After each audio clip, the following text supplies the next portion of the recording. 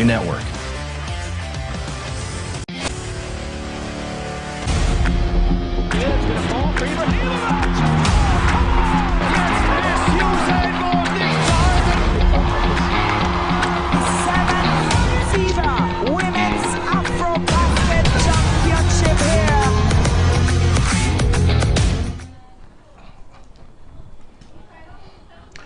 All right, welcome to another edition of Metro Sports, TVM's Metro Sports. I am Fred O'Neill. This is a show that gives you stories that you want to make use of when it comes to sporting activities.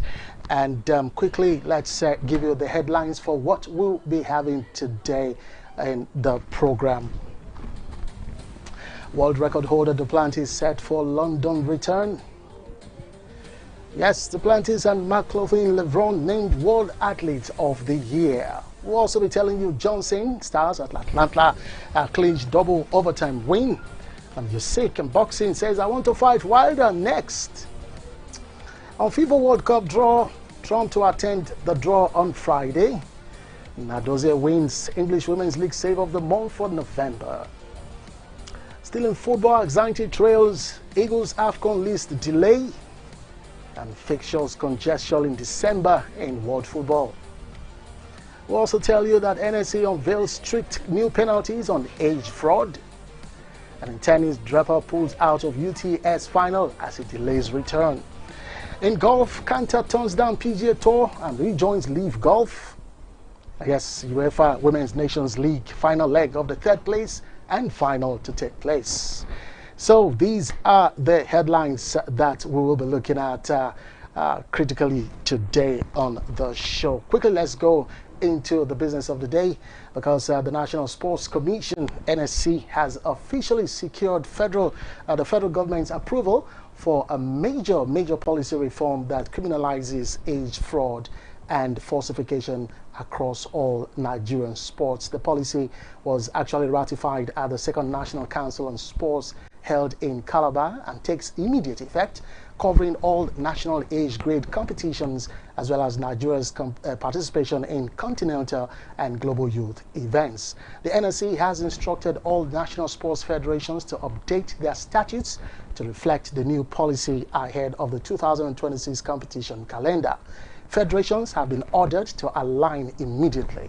Reform targets a shift toward integrity, transparency, and fairness in Nigerian sports as the country moves to protect young athletes, restore credibility, and ensure global competitiveness. That's a good one coming in from the National Sports Commission. I mean, when you follow the issue of age cheats in world football, world sports as it were, but in football especially, you see that Nigeria is one of the countries of concern when it comes to age fraud. So good one coming in from the NSC, the National Sports Commission. Let's see how we can move forward as regards this particular issue.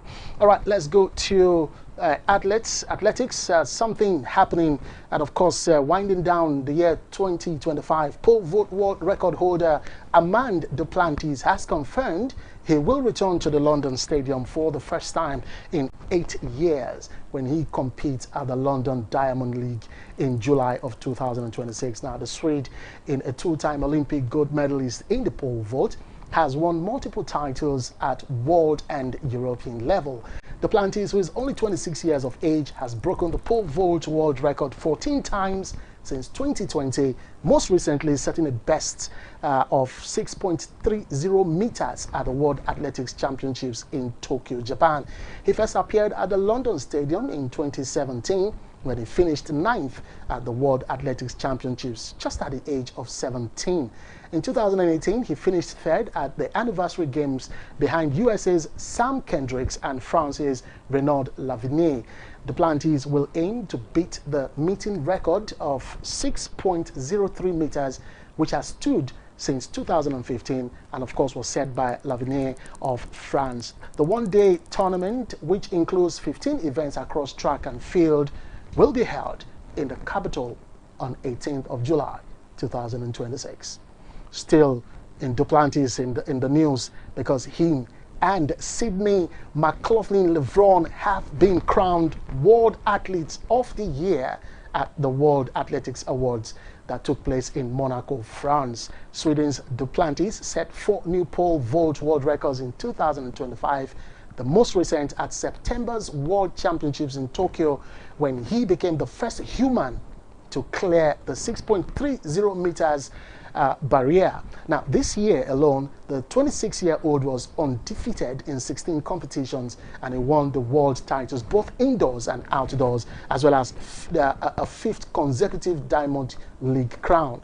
For McLaughlin-Levron, well, she also went undefeated through the year 2025 in both the 400 meters and 400 meters hurdles. The American became 400-meter world champion in Tokyo when she ran 47.78 seconds, the second fastest time in history to break the 42-year-old championship record.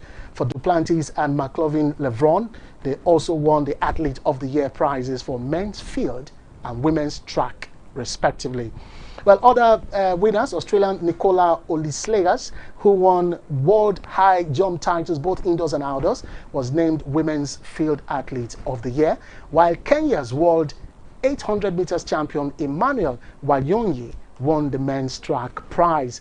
Spain's Maria Perez, who won world titles in both the 20-kilometer race walk and the 35-kilometer race walk, and of course London Marathon and Berlin Marathon winner Sebastian Sawe won the Out of Stadium Awards. So congratulations to all the winners in that particular award night.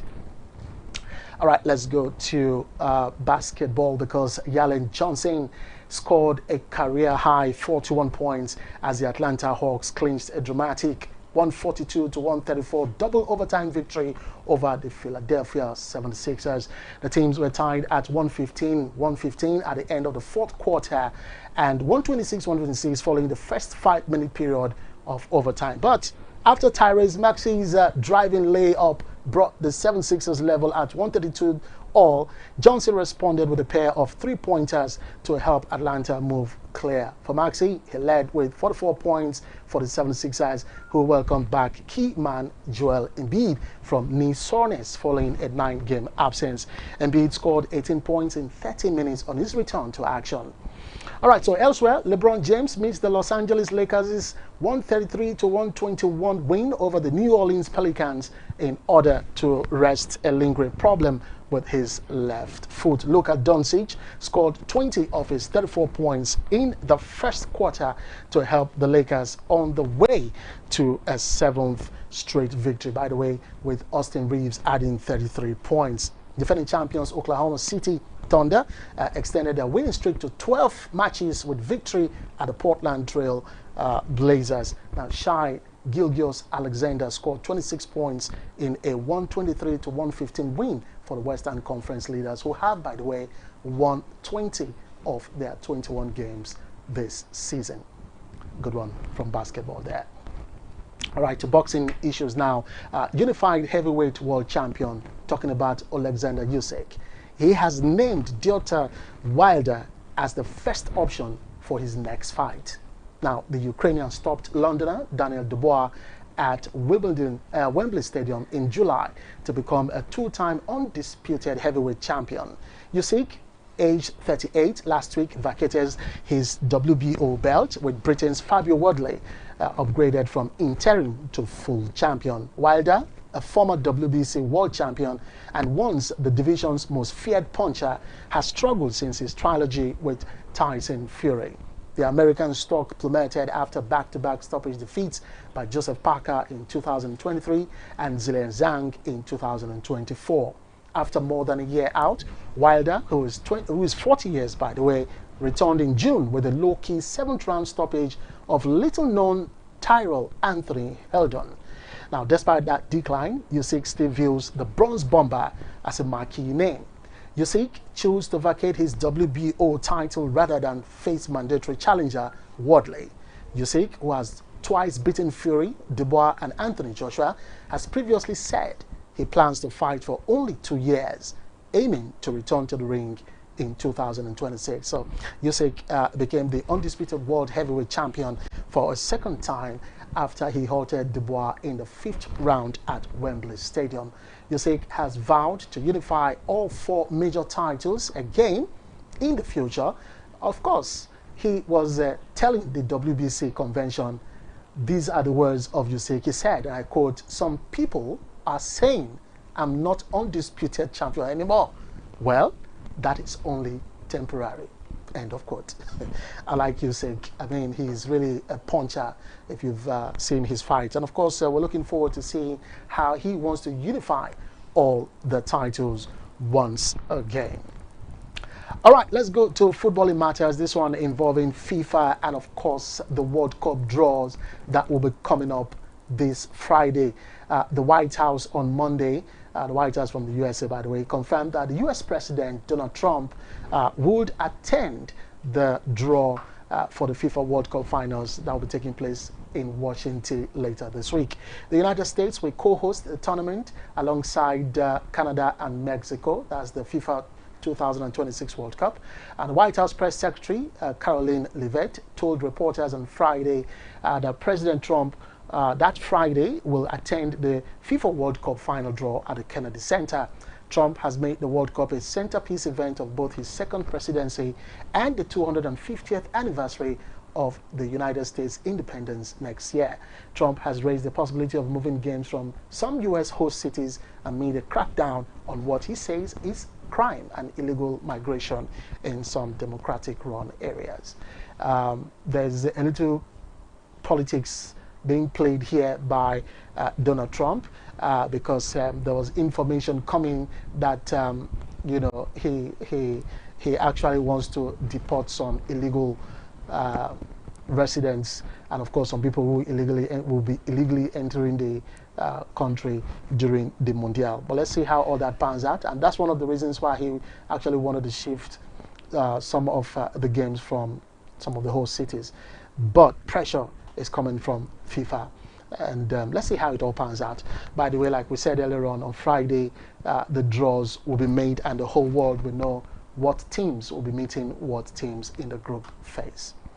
All right, still keeping on football, this one, good news to Nigeria and of course the Super Falcons of Nigeria, because the 2025 CAF Goalkeeper of the Year, Chiamaka Nnadozie, has won the British Gas Barclays Women's Super League Save of the Month for the month of November. The Super Falcons and Brighton and Albion goalkeeper clinched the award for her fantastic stop in the 1-1 draw against Liverpool, where she sprang acrobatically to Fuka Nagano's long-range strike onto the crossbar. Nnadozie and her save edged out strong competition from Aston Villa's Sabrina De Angelo, Liverpool's Faye Kirby, and Manchester City's Ayaka Yamashita to secure the monthly honor. So, good one for Nnadozie.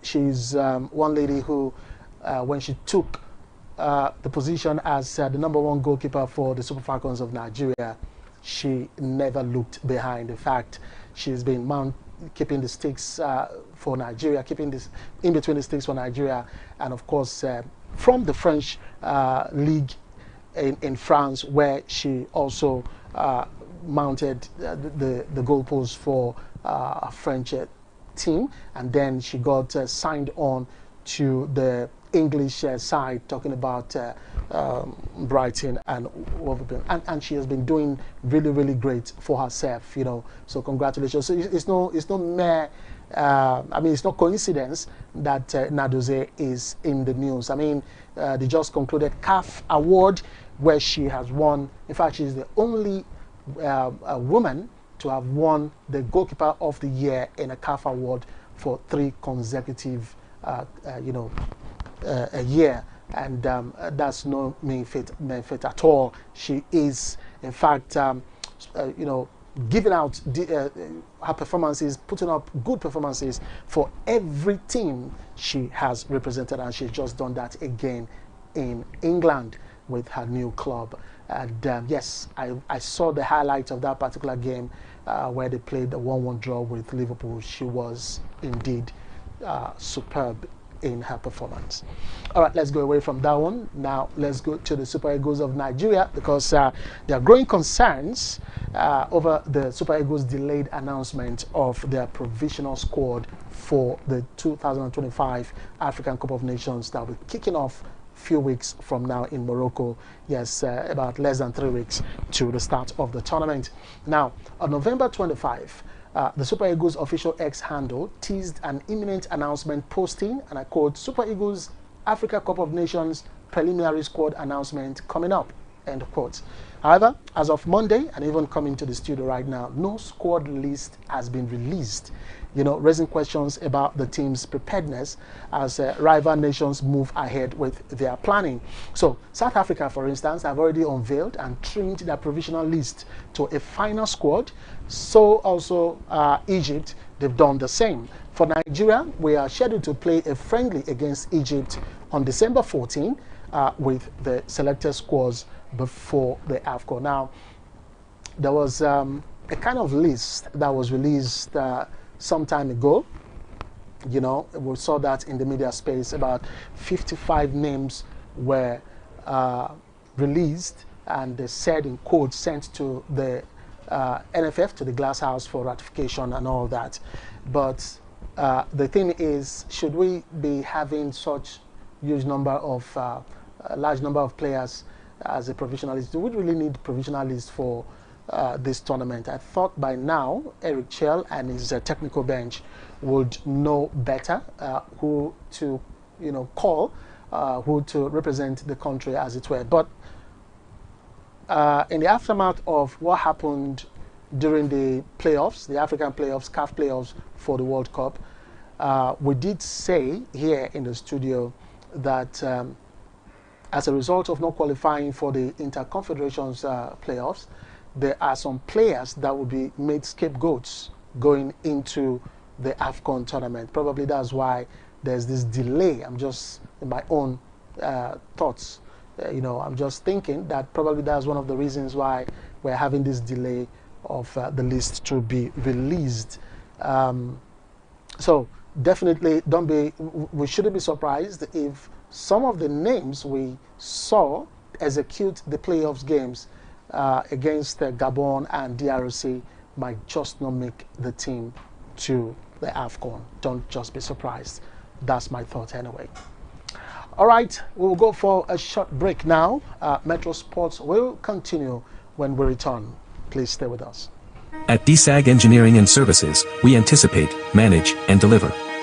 Since 2000, we have been a leading EPC company, ensuring customer satisfaction through quality service and timely delivery. With integrity, proficiency, and innovation at our core, we provide world-class solutions tailored to your needs.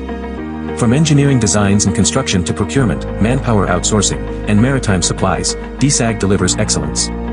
Partner with us today. Visit www.dsag.net or call +23 4807 254 8724. DSAG Engineering and Services, anticipate, manage, deliver.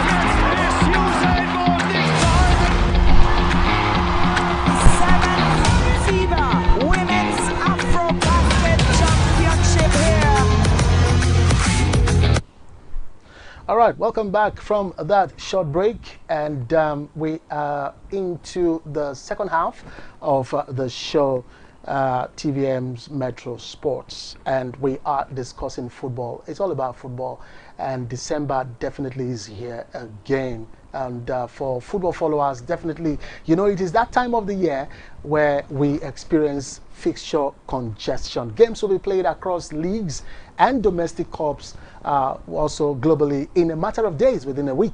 So there are games in England, Germany, Spain, and a host of other places. But we will be looking at some of the games, some of the fixtures for today. We will look at the UEFA Women's Nations League, the La Liga, yes, in Spain, and of course from Spain, Copa del Rey. In Germany, there'll be no league game today, but there's the domestic cup known as the DFB Pokal. In Italy, there'll be no Serie A game today, but the Italia Cup will be up and running. And of course, games in England. Yes, it is all about the English Premier League. Yes, if you love football, Then let's go into the fixture. Let's start off with the women's tournament that is ongoing in Europe. It is called the UEFA Women's Nations League. Last week, we brought you the story of the first leg involving the women, the third place, and of course the final game. Let's see the fixtures for the final leg, because today we've decided who will be first, second, and of course third and fourth in the UEFA Nations League. I think this should be the final game. Let's look at the third place match. The final game, will come talk about it. It is between, this is the third place match, and it is between Sweden and France. That game coming up at, is it 7 p.m. or thereabout? Yeah, 7 p.m. at the Three Arena Stadium. Well, it is Sweden that will be hosting this particular one. And the first leg ended in France 2-1 in favor of France. So Sweden want to see how they can turn the tide around this time against France, because France had that winner towards the death of that particular game. It was almost getting to a draw in the first leg. So Sweden, they want to take this advantage and see if they can take the bronze tonight. All right, so that's for the third place match. And then the final is between Germany and Spain. This game coming up pretty well, and it's going to be very interesting. I mean, it is one game that the Spanish team will be looking forward to ensuring that they continue with their winning streak when it comes to women football. Remember that the first leg actually in Germany ended goalless. This game will be coming up. I don't know why they did this. It's coming up 6:30 Nigerian time here. I don't know why. It's supposed to be the last game for everybody to watch, but we are saying that it is the first game. I mean, if these games were being played in Nigeria, that third place match is going to be an empty stadium, I swear. You know, nobody will come and watch a third place match, you know. But the third place match is the game that will be the last game in these two fixtures. But however, the UEFA have planned it. That's how it goes for them in the Nations League final in 2025. So it is Spain against Germany in this tie, 7:30. The first leg ended goalless, and of course for the third place, like we said earlier on, Sweden against France. France going into that third place match 2-1 up. All right, let's go away from the UEFA Nations League for women. It is time for us to look at club football, and let's see the fixtures for is it La Liga now? Let's go to La Liga. Just a game tonight coming up at is it 9 p.m. now? The game at the Spotify Camp Nou, it will be Barcelona against Atletico Madrid. Well, when you look at the table, this particular fixture has given us some very interesting results. Do we have the table? Okay, let me see if I can get the table here. But this particular fixture has given us some mouth-watering results. Let me see if I can get... Okay, so... All right, okay, let's just move away from that one. But good thing to know is that Barcelona, who are, by the way, on top of the league, yes, with a point away from their closest rival, Real Madrid, they will be hosting Atletico Madrid tonight. So a win for them would take them 4 points clear from Real Madrid, who, by the way, might just be executing their own game tomorrow. Let's go to the Copa del Rey. It is a cup game for the Spanish football. It's already in the second round. Yes, second round of things in the Spanish Copa del Rey. Let's see the fixture. Ebro, lower division side, will be hosting Osasuna, while Numancia take on Mallorca. All games coming up at 7 p.m. Portugalete will take on Alaves, and of course Racing de Ferrol will take on Huesca. Guadalajara will take on Ceuta. You know, these their names, you have to pronounce them exactly. If not, if we want to pronounce them with the way Nigerians pronounce, we'll say Guadalajara. But you know, this one is Guadalajara against Ceuta. Of course, Navalcarnero will take on Getafe. Yes, it's called Getafe, not Getafe. That game coming up at 9 p.m. So these are the games in the second round of the Spanish Copa del Rey. I think let's go back to that particular slide for the Spanish Copa del Rey. When you look at the right-hand side of the fixture, you see that most of them there are from the EA Sports La Liga. That's the superior division in in Spanish football. Osasuna, Mallorca, Alaves, and of course Getafe. Those are senior teams. All right, let's go to Germany, where we have the DFB Poker, coming up. That is a kind of domestic cup competition in Germany. We are already in the round of 16. Very interesting ties here. Borussia Mönchengladbach will take on Sao Paulo. This is Bundesliga all-side team coming up at 6 p.m. Hertha Berlin will take on Kaiserslautern by 6 p.m. And then another Bundesliga affair, it is Borussia Dortmund against Bayer Leverkusen. Now, over the weekend, we saw Bayer Leverkusen hosting Borussia Dortmund, where Dortmund defeated them right at their home. Can Bayer Leverkusen get their revenge against Borussia Dortmund? 9 p.m. will give us that. At the end of this game, we'll know who will be going to the last 8, the quarterfinals of the DFB Pokal. And then RB Leipzig will take on lower division Magdeburg. That coming up also at 9 p.m. So these are the fixtures in the round of 16. Tomorrow definitely we'll have other fixtures for the German DFB Pokal.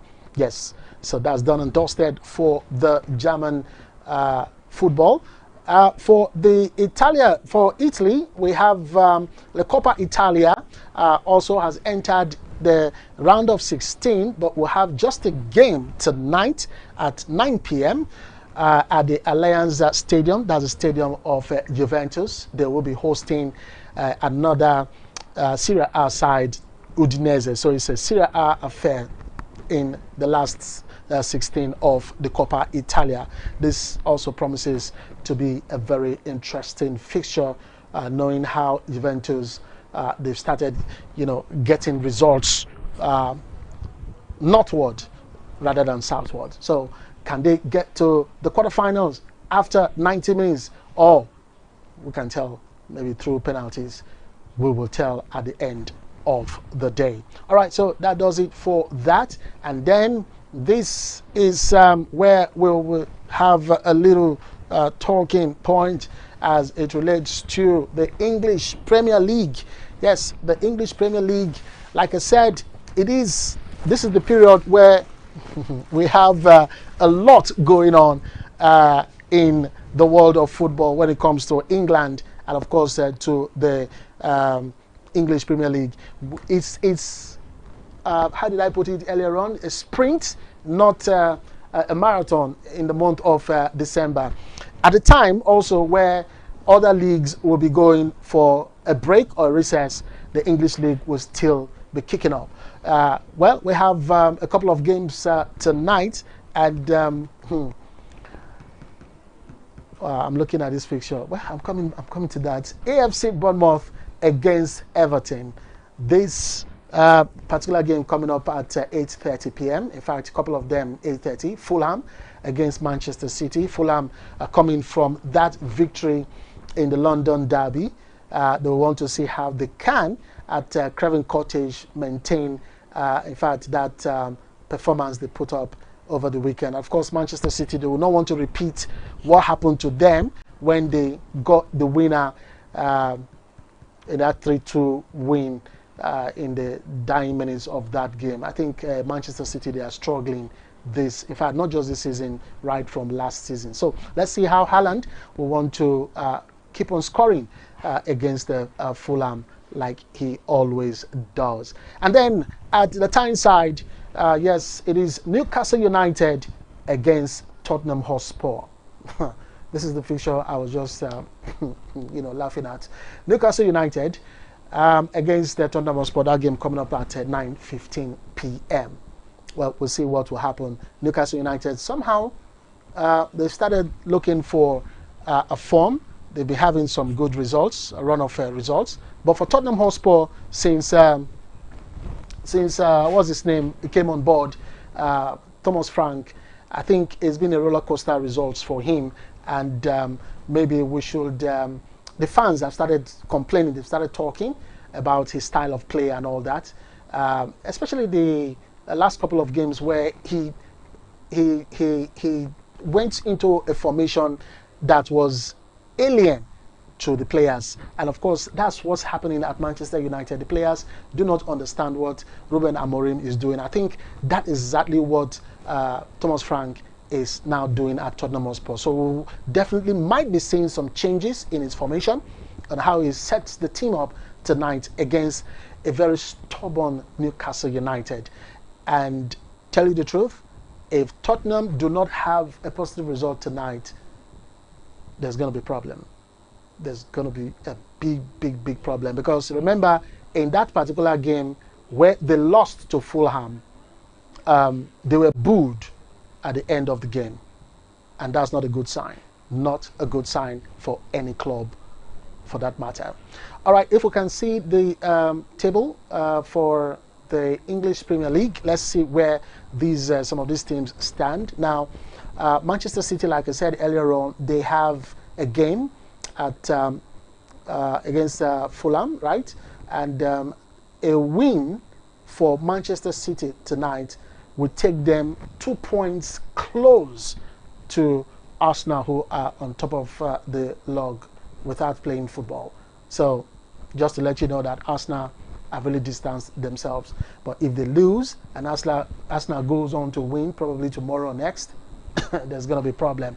All right, so because I brought out that Manchester City out because they are the ones, one of the teams playing today. Let's see the next slide from number 6 position down. Let's see if we can. Yes, Sunderland, who is playing there again, AFC Bournemouth, Newcastle United, and Tottenham Hotspur, then Everton and Fulham. Yeah, so when, like I said, if Fulham have a positive result against Manchester City tonight, that would take them to the 10th position tonight.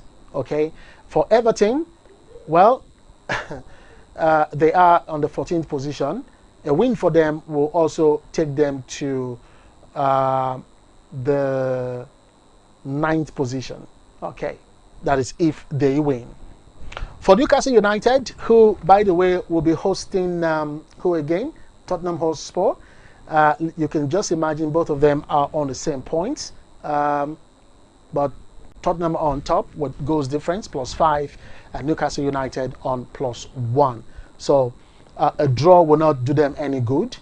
A win for either of them would, take them up north. For Newcastle United, it will take them to, let's say, 7th position. If they win by maybe 1 or 2 goals, it will take them level on points with Manchester United, but on goals difference they'll be on top of United. So it is with Tottenham Hotspur. So a win for either of them will go top of Manchester United. And let's look at the other half, the bottom of the league in the EPL, where we have okay, so these teams are actually not playing by tomorrow, and next we will see that, because like I said, it is the period where we have a lot of fixtures coming up, as it were. All right, so the 16th position there is Nottingham Forest on 12 points from 14 games. West Ham United, Leeds, Burnley, and of course Wolverhampton Wanderers. Definitely, like I said yesterday when we looked at this table, definitely I can categorically tell you that Wolverhampton Wanderers will be going to the championship. I mean, after 14 games, almost half of the season done, almost. I think 4 more games will make it half of the season. 14 games so far, almost half of the season gone. You've not won any match. You've lost 11 out of those 14 games, and you've drawn just 2, with just 2 points. Because the 2 draws were actually the reason you have 2 points. With 2 points from 14 games, I mean, it's almost done and dusted for Wolverhampton Wanderers, you know. All right, so these are some of the games we'll be seeing in the EPL later tonight. So many interesting games coming up today from the Spanish La Liga. Barcelona against Atletico Madrid. That's one game I actually wanted to talk about, but my internet is not helping me right now.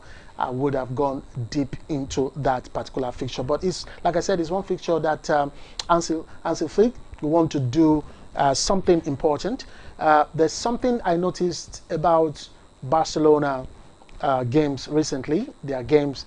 There's this young man who is kind of has found form since he joined on loan from Manchester United. Talking about Marcus Rashford, he has been doing something, you know, very important for the team. Assists, goals contribution in the club has been, you know, very, very encouraging. In fact, the fans, the Barcelona fans, they started singing his praises, and they were not happy, especially with the 2 games, I think one in the Champions League and the other in La Liga, where he did not start. And of course, when he came on board, the likes of some of his teammates were not even looking out for him to get him involved in the game. And this is one young man that when he gets involved in the game, he brings that threat forward. And in some of the ratings after the game where he played, after the games he played, he was even highly rated above the likes of Lamine Yamal that everybody is speaking about. So I think Hansi Flick will want to get this information to the other players, the Ferran Torres, the Lopez, and what have you, to get Marcus Rashford involved in the game tonight, especially against this stubborn Atletico Madrid. They could, when they want to be stubborn on a day, they could be stubborn. If they want to limit you from scoring them, they can. Defensively, Atletico Madrid have proved over and over again in the Spanish La Liga that they are a hard nut to crack when it matters more. So we want to see how Hansi Flick will want to, you know, set up his team against Diego Simeone's Atletico Madrid. But also remember that Diego Simeone has found a way. He has also found a way of, you know, scoring goals. Something that is not usual with Atletico Madrid. You know, for some games they've scored more than 2, 3, 4 goals. Something that is very, very unusual about Atletico Madrid. So tonight's game is going to be very interesting. I don't know the Atletico Madrid side that Diego Simeone will want to present, but for Hansi Flick's side, is always an attacking team. Barcelona, they are not known for defensive football, so they will come out to play their attacking style of football. So it all depends on what you know, Diego Simeone will want to put up there. But there is one thing I know about Diego Simeone: he would not want to come pound for pound with you. When he knows that you're coming, you know, blazing like that, he will want to, you know, ensure that you don't play your kind of football and then hit you on the counter. I think that's what he has been doing against attack-minded teams. So these are just some of the things to look out for in this particular game. For me, get Marcus Rashford involved in this game. Lewandowski, for me, has passed his time. Yes, he's a potent striker, but I think he's past his time. And I think from the information we're getting from the Spotify, you know, camp, no camp, whatever you want to call it, they are saying that this might just be the last season for Robert Lewandowski. And of course, he's weighing his options. He's looking at other places to go to. But sometimes I just wonder why some of these players, when the ovation was loudest, they just couldn't take the bow. I mean, this was Lewandowski that some clubs from the Far East, the Middle East, talking about the Saudi Pro League. Some clubs were coming for him, the likes of Mo Salah as well. And now Mo Salah is just like a cut figure, in Liverpool right now. I mean, over the weekend you could see how he was seated on the bench, doing nothing. In fact, he was a frustrated figure on that particular day. And without him, at least Liverpool got the 3 points and a clean sheet for that matter. So some of these things, I don't know why some of these players do not look at these things when the ovation is loudest. Take your bow. And some of them will be regretting now, the likes of Lewandowski especially, because age is not really on his side, and he cannot be in a physical league as even the English league, because some English teams are even coming for him. So, so much for Barcelona and Atletico Madrid. And then the other game before we wrap up tonight, today is the game between Newcastle United at St. James's Park against no other than Tottenham Hotspur. Like I said earlier on, Thomas Frank has to change his philosophy going into that game, because if he continues on that 3-4-3 formation he executed in the last game, Newcastle United will definitely feed on them, especially with that Voltemada, that tall, language striker. He will punish them. All right, so these are the stories we wanted to share with you today. I hope you find some of them or all of them interesting. And like I said yesterday, tomorrow we'll begin the preview of the AFCON 2025 that will be taking place in Morocco. We'll be giving you facts, history about the tournament, and of course we will look at the different groups in the tournament, and of course look at some permutations, how some teams might progress. We'll just be looking at, we'll just be guessing, because that's how it all begins in the early stages of the competition. Before a ball will be kicked, we'll be looking at the permutations and the combinations, and giving you our own predictions about which team, the two teams that will be qualifying from each of the groups, and probably the eventual winners of the tournament. So our AFCON studio officially would just be kicking off from tomorrow. Remember, it's just less than 3 weeks to the kickoff of the tournament. All right, just to let you know as well that this is Metro Sports. We come your way Monday to Friday from 11:30 a.m. and of course we have a special program for football, which is aired every Saturday, and is called Metro Weekend Football from 2 p.m. to 4 p.m. All right, that's all from TVM's Metro Sports. I am Fred O'Neill. Thank you for staying with us on the program today. You can join us again, like I said, for a fresh episode of Metro Sports by 11:30. And don't forget too that you can watch TVM on the go on TVM's app that's accessible on Android Play Store and of course on Apple Store. Follow us and interact with our social media pages. Like, subscribe, and share, and let us know where you are watching us from. All right, thanks once again, and do have a blessed day.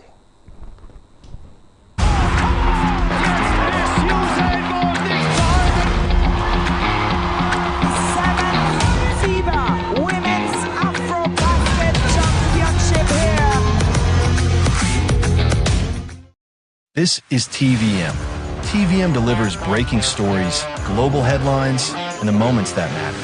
From exciting sports action to exclusive local events, we keep you connected.